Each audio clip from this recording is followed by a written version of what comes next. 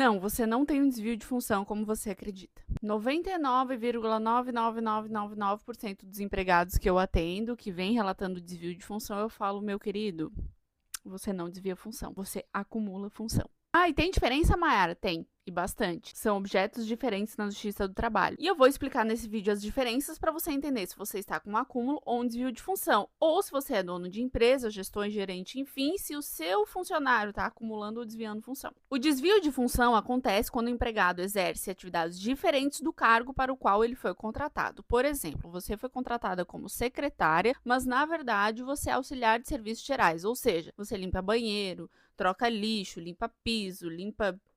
Você em nenhum momento foi secretária ou exerce a função de secretária ou as atividades de secretária. Você somente exerce atividades do cargo de auxiliar de serviços gerais. Isso é um desvio de função. Você está desviando da sua função originária. O acúmulo de função, por sua vez, é um pouquinho mais grave. É quando você, além da sua função de secretária, também exerce as atividades do cargo de auxiliar de serviços gerais. Ou seja, você está acumulando funções. Então, no acúmulo de funções, o empregado mantém as suas funções originais e, adicionalmente, tem funções de outro cargo também, sem receber nenhum adicional por isso. Então, o problema do desvio de função é a substituição irregular do cargo, enquanto o problema do acúmulo de função é o aumento indevido de tarefas sem a contraprestação pecuniária devida. Aí você, jovem empregado ou jovem dono de empresa, tá pensando assim, meu Deus, então de fato é acúmulo de função.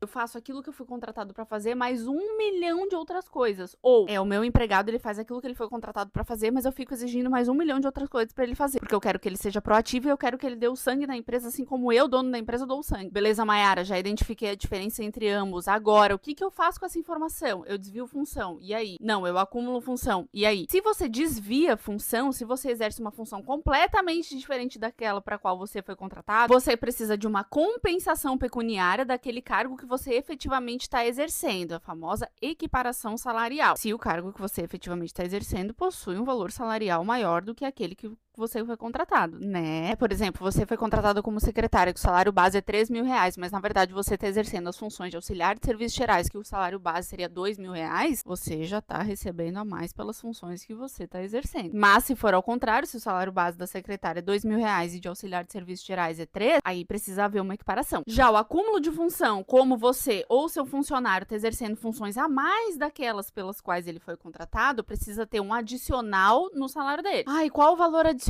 por esse acúmulo de função? Não existe um valor fixo determinado na CLT, mas geralmente os juízes adotam entre 10% a 40% da remuneração original do empregado. Ou seja, você pega a remuneração base e aumenta entre 10% a 40%, a depender do que cada juiz decide. Mas, entretanto, contudo, todavia, porém, como nem tudo são flores, existem alguns requisitos para ser configurado o acúmulo de função. Por exemplo, as funções que você exerce cumulativamente precisam ser absolutamente distintas entre si. Essa segunda função que você exerce não pode ser compatível com a sua condição pessoal e também essa segunda função, além de absolutamente distinta, não pode ser exercida desde o início da sua relação de emprego. Mayara, meu Deus, como assim? Que juridiquês difícil é esse? Espera aí que eu vou explicar. Sobre a necessidade da atividade ser totalmente diferente uma da outra, vamos voltar ao exemplo da secretária. Você foi contratado como secretária, em que você precisa atender telefone, lidar com clientes, organizar a agenda, etc. Mas eventualmente você precisa resolver uma questão administrativa ou outra. Concorda comigo que essa questão administrativa é um pouco parecida com a sua função como secretária? É compatível com a sua condição pessoal, com a sua formação pessoal, com o que você sabe fazer, com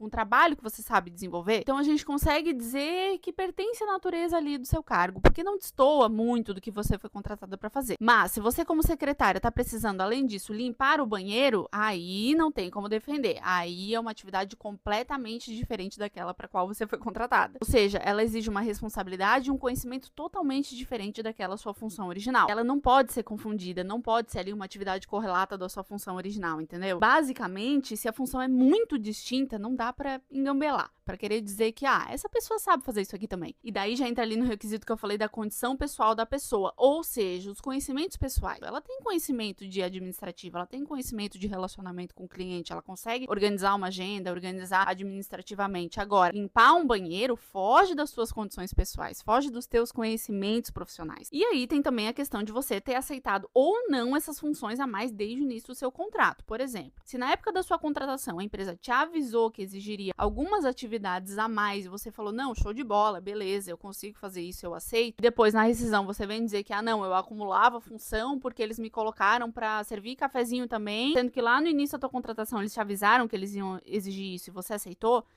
Aí fica difícil configurar um acúmulo de função. Agora, se você estava no meio do teu contrato de trabalho e do nada a empresa começou a te exigir funções a mais pelas quais você não tem capacidade técnica e você não pode dizer não porque não quer ser mandado embora, aí sim. Enfim, volto a repetir que nada é preto no branco, direito é uma ciência humana e não uma ciência exata. Então, obviamente, cada caso é um caso e tudo sempre é analisado com muita cautela. Não é porque necessariamente você aceitou no início do seu trabalho que não pode ser configurado um acúmulo de função e também não é porque necessariamente a empresa começou a te exigir isso no meio do teu contrato de trabalho que vai ser necessariamente configurado um acúmulo de função. Bom, deixa aí nos comentários se eu me fiz entender, se eu consegui fazer vocês entenderem a diferença de acúmulo de função e desvio de função, e também deixe sugestões de demais temas, demais assuntos para eu trazer aqui para descomplicar um pouquinho o direito do trabalho para vocês.